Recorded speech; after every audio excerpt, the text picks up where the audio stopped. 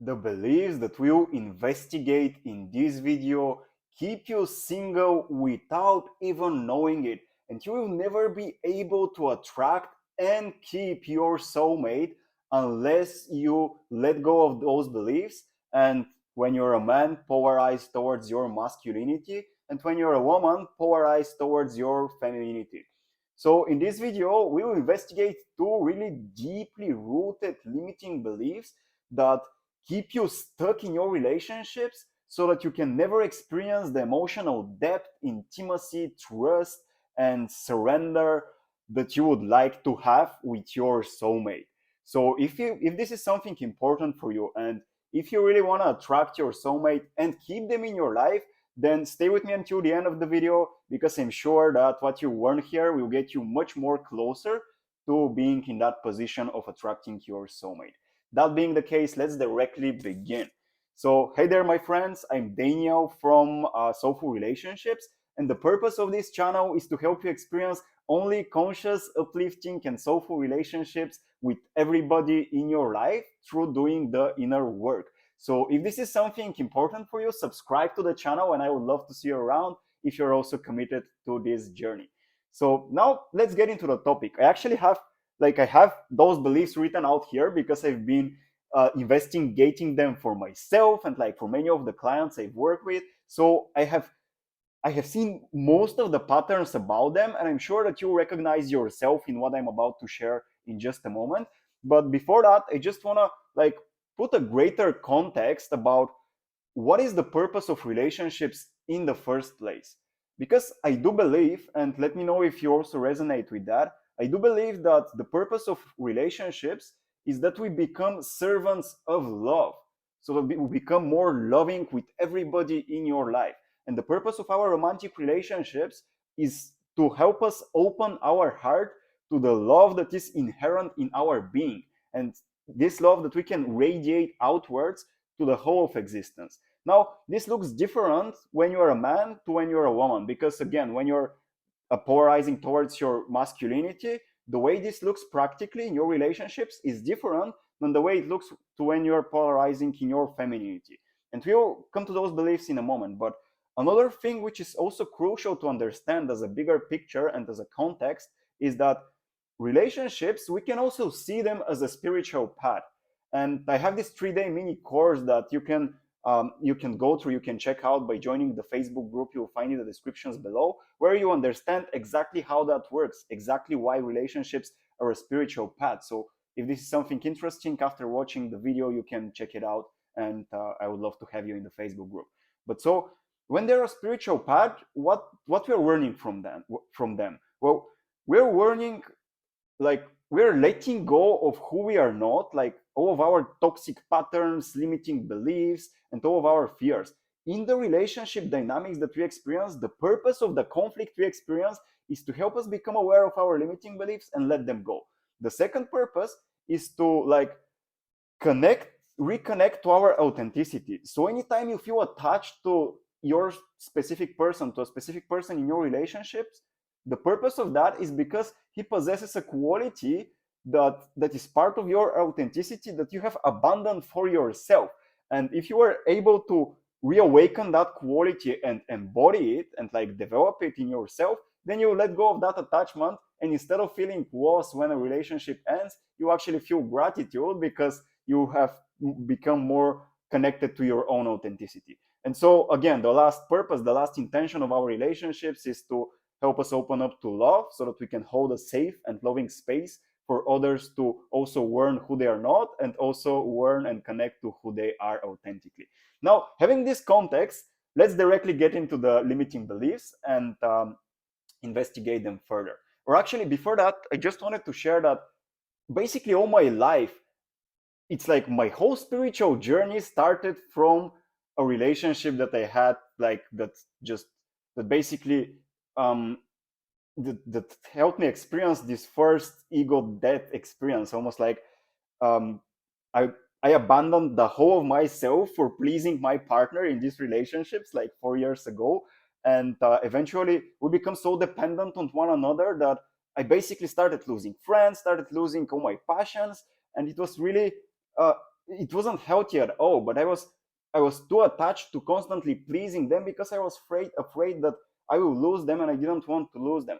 So anyway, long story short, I eventually developed this strategy that, through it, I just like I just manipulated my partner unconsciously to make them break up with me because I was too afraid to take responsibility that I will hurt them if I make the first step and break up with them. And so eventually my partner broke up with me. Like, again, this story happened like 5 years ago already at this time. Eventually, when she broke up with me, this was the moment that I felt the worst in my life, because this was the moment when I felt disappointed and like depressed and like betrayed by my partner breaking up with me, when in the first place I had this strategy, I had this in mind, that I wanted her to break up with me so that I wouldn't have to take responsibility for like the pain that I will inflict to her if I were to make this choice, and if I were to communicate this clearly with her. So anyway, since then, like, my whole spiritual journey started, my self-awareness journey started, and I became like passionate about understanding how relationships work and the mind works, and how our limiting beliefs affect our reality, and like how they put us in these really toxic relationships. So since then I've come a long way, and now I just want to share with you what are the two worst limiting beliefs that if you hold within yourself, you will sabotage all your relationships, and you will stay single until the rest of your life if you don't let go of those beliefs. So it's kind of crucial that you understand them, become aware of them, and start working through them. So now, if you're a woman, how this looks like? Well, if you're a woman, the biggest fear of a woman is that, like, her biggest fear is that she cannot trust her man enough, that he's able to care for her better than she could care for herself. She's not able to surrender to such an extent to trust her man that she actually wants to care for her more than she's able to care for herself if she were to live alone. So, and this is why we see a lot of really like nothing wrong with being too what was this word, with being too um, committed to growth, but we see a lot of women that are like too businessy, too committed to personal development, and like not really able to surrender and not really able to trust their man, because again, it's like women are afraid that, like, women are generally afraid that they cannot trust her man enough, because if they did, like, she would become too dependent on him, and like he wouldn't want to, and he would use her for her advantage, which is where, again, if you're a man, like if you're a masculine man who wants to polarize towards his masculinity, this is the opposite. This is again the opposite fear. So the biggest fear of men is that women are more superior than us. This is like a fear that I have just surrendered a while ago, and I still sometimes find it to reflect within my relationship, but I'm constantly taking responsibility and letting go of it. So the biggest fear for men is that women are more superior than us, and they will use and manipulate us if we start to care for them. Because the purpose of the masculine is to provide a safe and secure space for the feminine to cultivate her gifts and to become more loving and more radiating of beauty, and like more nurturing of the man's purpose, while the purpose of the feminine is to support and nurture the fulfillment of the dreams of the masculine, while he provides a safe and secure space for her gifts, love, and radiance to flourish. Because think about it now, if you're a woman, wouldn't it be your dream to have a man that cared so much about you that you wouldn't have to ensure your safety and security? Like, you would always know and feel confident that you have a man that, for him, you're so important that you can just do whatever you feel excited about, speak up your truth, radiate love and beauty, and just support him on his mission and vision in life in any way you could, and like inspire him, congratulate him on his wins. Wouldn't that be your dream? And now, if you're a man, the opposite is true. Wouldn't it be your dream to provide so much for your woman, and like create such a safe and secure space for her that you know that she will love you in all the ways that you couldn't even comprehend and think of, because she is your goddess, like, and her being your goddess, she knows how to love you better than you know how you can be loved. So can you provide such a safe and secure space for your women? Or are you too afraid that she'll control and manipulate you because like you're giving her too much and maybe she wouldn't appreciate it? And it's like maybe she would just take it for granted and wouldn't love you back. So is there a fear inside of you that maybe women are more superior? And are you trying to please every woman that enters your life, and if not please, use her just for sexual pleasure and not have any emotional depth and intimacy in your relationship with her?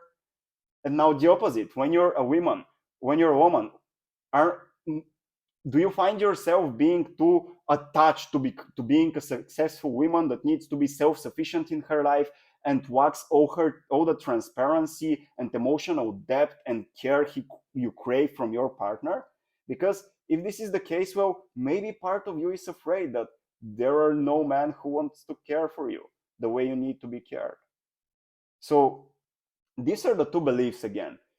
First, for women, I am afraid that men cannot care for me better than I can care for myself, and so I need to be self-sufficient. I need to be so like successful in life. I need to almost ensure that I am the man in the relationships, because in my relationship, because I don't trust my man to be manly enough.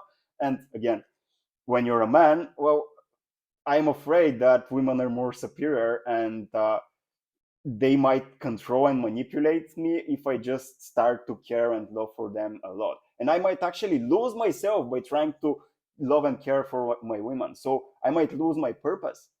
So can you find these beliefs inside of you? Now, how do you feel when we talk about them? Because if you find yourself feeling triggered, well, then maybe part of this is true. And now the question arises how to let go, how to take responsibility of those beliefs. Well, first of all, you need to investigate them really deeply. Like, why do you believe these things to be true? Do they keep you safe somehow? How do they provide value? Because if we look objectively, and you'll find this more deeply explained in the 3-day mini course I talked about that you can access in the description below, but all of our limiting beliefs, they serve us. They provide us security. They provide us with with the safety of feeling protected. They provide us of with a feeling of control that is superior to us allowing ourselves to surrender more to life, to the flow of life, and like live more with the flow, which is like a kind of general idea, but you can find every limiting belief that you have to serve you. And I know this sounds a little contradictory, but if you don't find how your limiting beliefs serve you, then you'll never be able to let them go.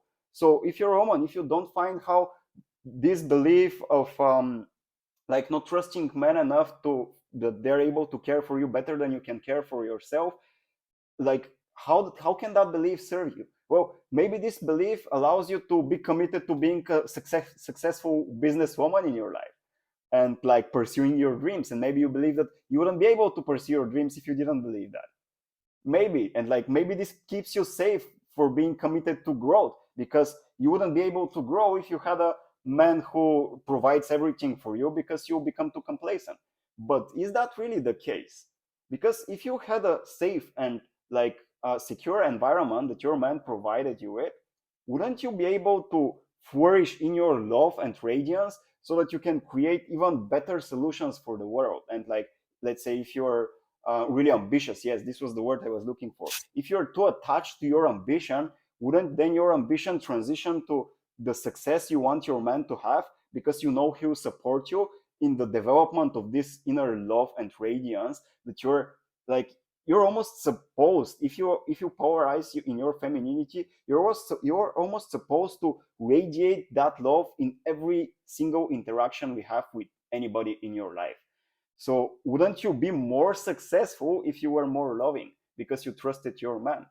And like for the man again, wouldn't wouldn't you feel more inspired to follow your purpose and mission in life when you were able to provide a safe and secure environment for your woman that you want a dream relationship with, to like for her love and beauty to flourish in the safe space that you provide for her? Wouldn't that inspire you to be an even better and more successful man because you know how much she loves you?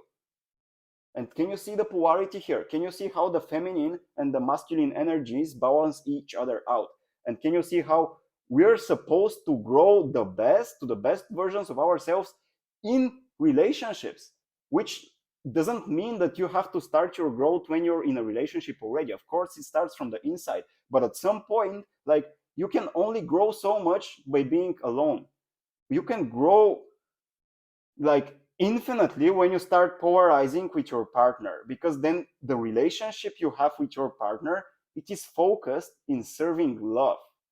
And if you're a man, you become more loving by being able to provide a safe and secure environment for as much people as you can, so that you can provide to them the solutions that you believe you have for you to transform like society in the way in which you see fit. And like when you're a woman, like you're the way the way you become more loving is by just being as accepting and as loving as you can, but not only of others, but also of your own vision and like your own boundaries. Because if you do not have boundaries, it's like it's easy to get into a relationship with a man who just thinks about like sexual pleasure and nothing else, and just to be used. So this is not the idea here.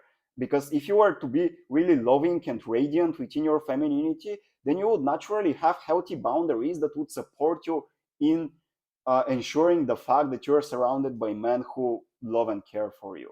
And actually, if you need help with setting healthy boundaries, I'll put in the description below like a 3 questions healthy boundaries framework I have, that if you were to contemplate on those 3 questions, they will help you a lot in this journey.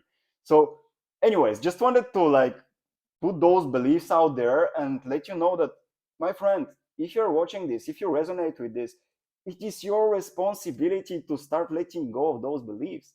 Because the more you let go of them, the more trusting you are of your partner and of your ability to know and to be certain that you're worthy of love. You're love itself, but you wouldn't be able to know that if you don't let go of those beliefs. Those beliefs, they inhibit you. So if you don't let go of them, sorry to tell you that, but you constantly attract toxic relationships in your life. And I'm almost certain that you're tired of this. So that being the case, I know it can be a little challenging and hard, but doing the inner work is definitely worth it, because you have the most beautiful relationships if you're committed to your growth and at the same time to becoming more loving and respecting of your partner in the relationship you have with them. Hope you found this video to be useful. If this is the case, like subscribe to this channel, like the video, comment down below, let me know if it resonates and what is your experience in your relationships. And I would love to see you around. Like if experiencing more soulful relationships in your life is an intention that you share with me, then subscribe to the channel and I would love to see you in the future videos. And one more video that I'm like thinking of creating soon is like how to transition from anxious attachment style to secure attachment style, and from avoidant attachment style to secure attachment style in your relationships, which is more in depth, like the same thing we're talking about here, but discussed at more depth so that it's easier to practice. That being the case, thank you so much for watching. I hope you enjoyed this video. If you do, let me know, and I would see you around. Love you so much. See ya, and bye bye for now.